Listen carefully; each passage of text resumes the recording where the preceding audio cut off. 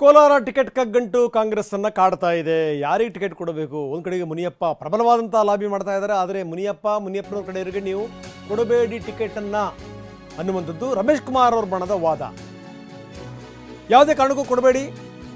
ಇನ್ನಿಲ್ಲಿ ಬಲಗೈ ಮತ್ತು ಎಡಗೈ ಸಮುದಾಯದ ಮಧ್ಯೆ ಕೂಡ ಜಟಾಪಟಿ ಶುರುವಾಗಿದೆ. ರಮೇಶ್ ಕುಮಾರ್ ಮತ್ತು KH ಮುನಿಯಪ್ಪ ಬಣ, ಇದ್ರ ಜೊತೆಗೆ ಮಿನಿಸ್ಟರ್ ಸುಧಾಕರ್ ಕೂಡ ಸೇರ್ಕೊಂಡಿದ್ದಾರೆ ರಮೇಶ್ ಕುಮಾರ್ ಬಣದ ಜೊತೆಗೆ. ಬಲಗೈ ಸಮುದಾಯಕ್ಕೆ ಟಿಕೆಟ್ ಕೊಡಿ ಅನ್ನುವಂಥ ವಾದ ರಮೇಶ್ ಕುಮಾರ್ ಅವ್ರದ್ದು. ಇಲ್ಲ, ಎಡಗೈ ಸಮುದಾಯಕ್ಕೆ ನೀವು ಆದ್ಯತೆ ಕೊಡಬೇಕು ಅನ್ನುವಂಥದ್ದು ಮುನಿಯಪ್ಪನವ್ರ ಕಡೆಯವರ ವಾದ. ಮುಖ್ಯಮಂತ್ರಿಗಳಿಗಂತೂ ಸಾಕಾಗಿ ಹೋಗಿದೆ. ನೀವಿಬ್ಬರು ದಯವಿಟ್ಟು ಕೂತ್ಕೊಂಡು ಬಗೆಹರಿಸ್ಕೊಳ್ಳಿ ಅಂತ ಕೂಡ ಮುಖ್ಯಮಂತ್ರಿಗಳು ಇಬ್ಬರಿಗೂ ಹೇಳಿದಾರಂತೆ, ರಮೇಶ್ ಕುಮಾರ್ ಅವರಿಗೆ ಮತ್ತು ಮುನಿಯಪ್ಪನವರಿಗೆ. ರಮೇಶ್ ಕುಮಾರ್ ಅಂತನೂ ತಮ್ಮ ಬಣದ ಜೊತೆಗೆ ದಿಲ್ಲಿಯಲ್ಲೇ ಹೋಗಿ ಬೀಡುಬಿಟ್ಟಿದ್ರು. ಇನ್ನು ಇದೆಲ್ಲದರ ನಡುವೆ ಹನುಮಂತಯ್ಯನವ್ರ ಎಂಟ್ರಿ ಕೂಡ ಆಗಿದೆ. ಬರೀ ಫ್ಯಾಮಿಲಿಯವರು ಟಿಕೆಟ್ ಕೊಡ್ತೀರಿ ಅಂದರೆ ಏನರ್ಥ? ಮುನಿಯಪ್ಪನವರು ನಿಲ್ತಾರೆ ಅಂತಂದ್ರೆ ನನ್ನ ಅಭ್ಯಂತರ ಇಲ್ಲ, ಮುನಿಯಪ್ಪನವ್ರು ನಿಲ್ಲಿಬೇಕಿದ್ರೆ. ಆದರೆ ಮುನಿಯಪ್ಪನವರ ಅಳಿಯನಿಗೆ ಯಾವುದೇ ಕಾರಣಕ್ಕೂ ಕೊಡಬೇಡಿ ನೀವು ಟಿಕೆಟನ್ನು.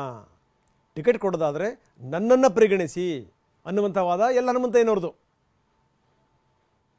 ಇನ್ನು ಎಡಗೈ ಸಮುದಾಯಕ್ಕೆ ನೀವು ಆದ್ಯತೆ ಕೊಡಿ ಅಂತ ಮುನಿಯಪ್ಪ ಪಟ್ಟು ಹಿಡಿದಿದ್ದಾರೆ. ಇಲ್ಲ, ಬಲಗೈ ಸಮುದಾಯಕ್ಕೆ ಆದ್ಯತೆ ಕೊಡಿ ಅಂತ ರಮೇಶ್ ಕುಮಾರ್ ಅವರು ಹೇಳ್ತಿರುವಂಥದ್ದು. ಅಂತೂ ಇಂತೂ ಈ ಹೈಕಮಾಂಡ್ಗೆ ಒಂದು ಲೆಕ್ಕದಲ್ಲಿ ಈ ಕೋಲಾರ ಅನ್ನುವಂಥದ್ದು ಕಗ್ಗಂಟಾಗಿ ಕಾಡ್ತಾ ಇದೆ. ಯಾರನ್ನ ಸರಿ ಮಾಡಬೇಕು? ಸುಧಾಕರ್ ಅವ್ರನ್ನ ಕರೆದು ಹೇಳಿಯಾರಂತೆ, ಮಿನಿಸ್ಟರ್ ಸುಧಾಕರ್ ಅವ್ರನ್ನ, ಉನ್ನತ ಶಿಕ್ಷಣ ಸಚಿವ ಸುಧಾಕರ್ ಅವ್ರನ್ನ. ನೋಡಿ, ಈ ರೀತಿಯೆಲ್ಲ ಆದರೆ ಆಗಲ್ಲ, ದಯವಿಟ್ಟು ನೀವು ಮತ್ತು ಮುನಿಯಪ್ಪ ಕೂತ್ಕೊಂಡು ಮಾತಾಡ್ಕೊಳ್ಳಿ, ರಮೇಶ್ ಕುಮಾರ್ ಅವ್ರನ್ನು ಸೇರಿಸ್ಕೊಂಡೇ ಮಾತಾಡಿ, ಅವರು ಕೂಡ ಹಿರಿಯರು ಅನ್ನುವಂಥ ಸಂದೇಶವನ್ನು ಮುಖ್ಯಮಂತ್ರಿಗಳು ಕೊಟ್ಟಿದ್ದಾರಂತೆ.